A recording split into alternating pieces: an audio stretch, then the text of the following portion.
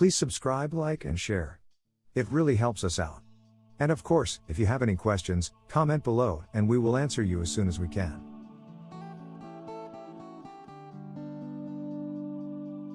Welcome to another video in our series on IGCSE History. In today's lesson, we will be looking at the Cold War between 1948 and 1960. If you haven't seen our previous videos, click on the card above. Today we'll be looking at the Cold War from 1948 to 1960. After 1948, the Cold War entered a new phase, moving beyond the borders of Europe. It spread to Asia and even into space. At the same time, the USA and the USSR greatly increased their nuclear arsenals. The decade after World War II saw communism spread to the Far East. While China became communist in 1949, it was the conflict in Korea that proved to be the biggest crisis for relations between the USA and the USSR in the 1950s. The success of communism in China had persuaded the USA that their domino theory was correct. This suggested that if one country was allowed to fall to communism, then communism would quickly spread to neighbouring countries. In 1950, a report by the American National Security Council recommended that the policy of containment was not enough, and that what was needed was rollback, or action to take back territory from communist control. So what caused the Korean War? After World War II, Korea had been divided at the 38th parallel into Soviet-backed Communist North Korea, led by Kim Il-sung, and non-communist American-backed South Korea under the leadership of Syngman Rhee. In June 1950, with the support of China and the Soviet Union, North Korea launched an attack on South Korea across the 38th parallel. So how did this invasion play out? In June of 1950, the North Korean People's Army advanced quickly and pushed the southern forces to a small area around Busan in South Korea. In July 1950, fearing a communist takeover, the USA sent troops to support South Korea. The USA appealed to the United Nations for help, and its Security Council agreed to the request. The resolution was passed as the Soviets were boycotting the United Nations in protest at the Chinese Communist government not being allowed to take its seat at the Security Council. In September 1950, UN forces led by American General MacArthur landed in Incheon and quickly pushed the North Koreans back over the 38th parallel, and by October 1950 they had almost rolled back the communists to the Yalu River on the border with China. In October 1950, not wanting a US-backed state on its border, China invaded Korea and drove the UN forces back below the 38th parallel. General MacArthur called for the use of atomic weapons, but this was denied by President Truman and MacArthur was sacked. In June of 1951, more UN troops were deployed to Korea and the communists were eventually driven back to the 38th parallel. In July of 1953, an armistice was finally signed at Panmunjom on the 38th parallel, which left Korea divided as it had been in 1950 and still is today. So what were the impacts and consequences of the Korean War? The Korean War was an important development in the Cold War because it was the first time that two superpowers, the United States and the Soviet Union, had fought a proxy war in a third country. The proxy war or limited war strategy would be a feature of other Cold War conflicts, for example the Vietnam War.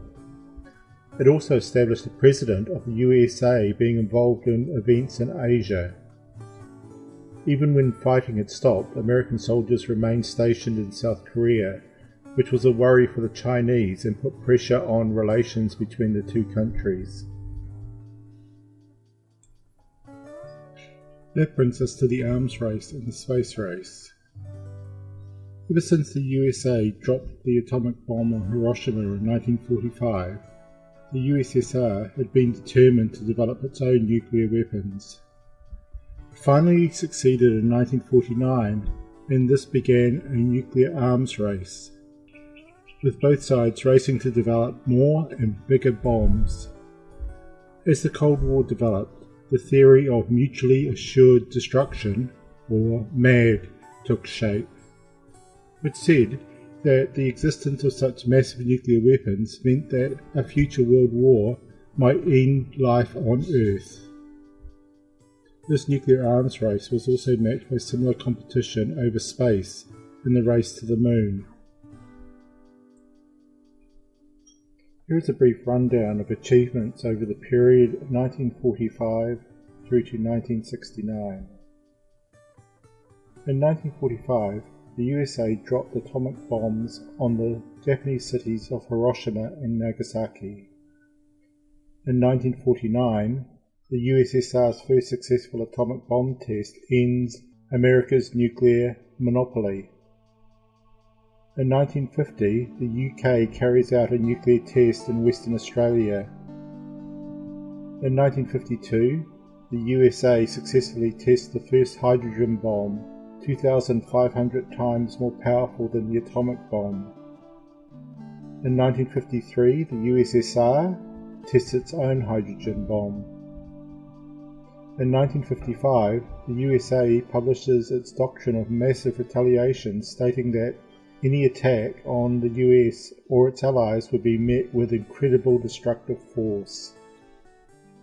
In 1957, the USSR launches Sputnik 1, the world's first telecommunications satellite. Sputnik 2 was launched later that year and carried a small dog named Laika, the first living animal to go into orbit. In 1958, the USA tests intercontinental ballistic missiles. In 1959, the USA deploys Polaris submarines capable of launching nuclear missiles close to the shores of the USSR. In the same year, the USSR launches Luna 1, the first man-made object to orbit the Sun. Also in 1959, following the launch of the USSR's Luna 1, the USA sent Pioneer 4 to do a flypast of the Moon. In response, the Soviets then launched Luna 2 at the Moon. In 1960, the USA launched Discovery 14, the first satellite equipped with a spy camera. In 1961, the USSR puts the first man, Yuri Gagarin, into space. In the same year, the USA responds by launching its own Apollo missions, and Alan Shepard becomes the first American in space. President John F. Kennedy challenges America to put a man on the moon by the end of the decade. Also in 1961, the USSR detonates the Tsar Bomba, a nuclear weapon which produces the largest ever man-made explosion.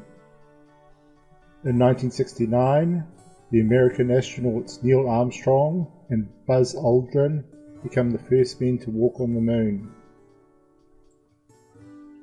In the description below, you'll also find a link to this table showing you who was the leader of the different countries at different times.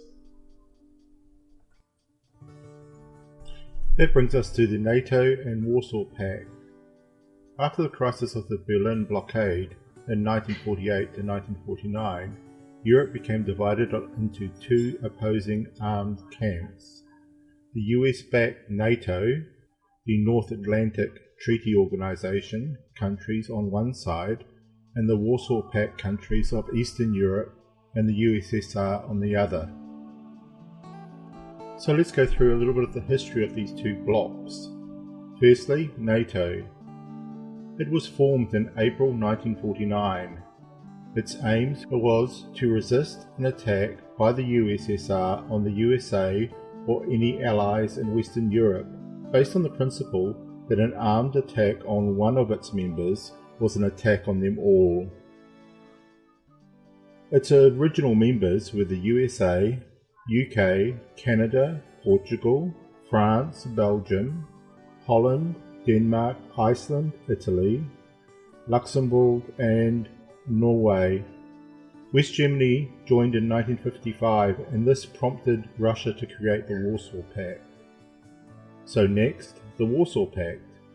This was formed in 1955. Its aims were to resist an attack on the Soviet bloc by the USA or its NATO allies. Its members were the USSR, Poland, Hungary, Czechoslovakia, Bulgaria, Romania, East Germany and Albania. Clearly by 1959 a large portion of the world had been divided along ideological lines, with one side aligned with the USA and the other with the Soviet Union. While these alliances were not specifically in conflict with one another, it was clear that a spat between any two members of opposing alliances could easily escalate into a much larger conflict. That brings us to 1956 and the Hungarian Uprising. In 1956, Soviet tanks invaded Hungary, a country that was already under its control. The Hungarian people took to the streets to fight the Soviet Red Army. So, why was communist rule unpopular? Firstly, the Hungarian leader, Mátyás Rákosi, was a hardline communist fully under the control of Moscow. Secondly, Hungarians had no freedom of speech. Thirdly, Rákosi's secret police, the AVH, created a climate of fear, arresting anyone who spoke out or opposed communist rule. Even something as simple as listening to Western music could lead to an arrest. Next, thousands of Soviet troops and officials were stationed in Hungary, which the Hungarian people were forced to pay for, creating poverty. Lastly, the Russian language was forced upon the people, with Hungarian street signs being replaced with Russian versions, and Russian being imposed as the language in schools. In June 1956, the Hungarian people began to protest under Rákosi's regime, and Moscow replaced him with Erno Gyro. Gyro was no more popular, and following huge demonstrations, the Soviets agreed to the formation of a new government under the more liberal Imre Nagy. Nagy's reforms included, firstly, free elections to choose the government. Secondly, an impartial legal system to ensure fair trials. Thirdly, the total withdrawal of Soviet army from Hungary. Fourthly, farmers to be allowed private ownership of their land instead of it being state-owned. And lastly, Hungary to leave the Warsaw Pact and declare neutrality in the Cold War. So what was the Soviet response? Obviously, a Soviet crackdown. The new Soviet leader, Khrushchev, refused to accept the idea of Hungary leaving the Warsaw Pact, as it would leave a gap in the USSR's buffer zone with Western Europe. Thousands of Soviet tanks and soldiers entered Hungary to crack down on the protests. Nagy was arrested and executed. He was replaced by János Kádár, who crushed the remaining resistance.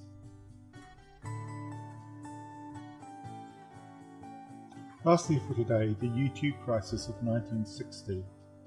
Spying on your enemies was a major feature of the Cold War. Sometimes, however, spies get caught, and then a tense situation suddenly becomes a little more awkward.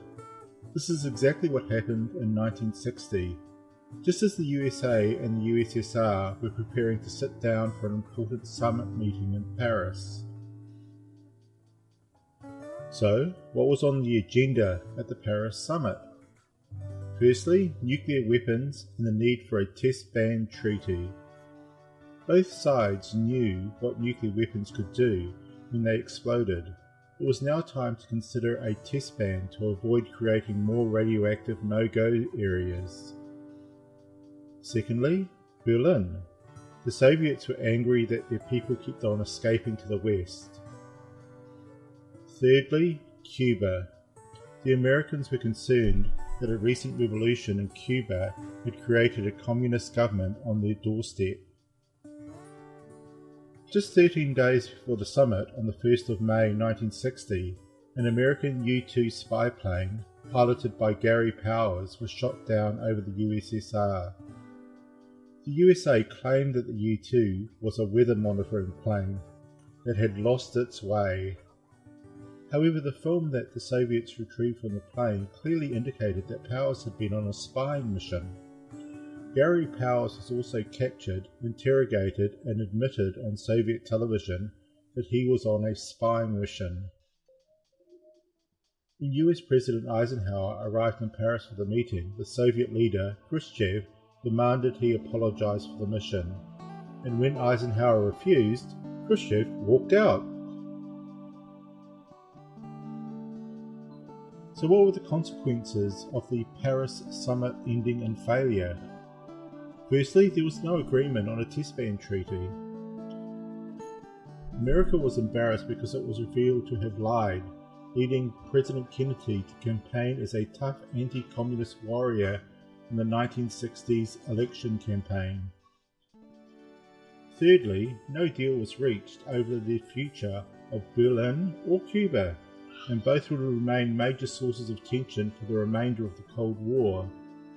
And lastly, the relationship between the USA and the USSR deteriorated even further, heightening Cold War tensions.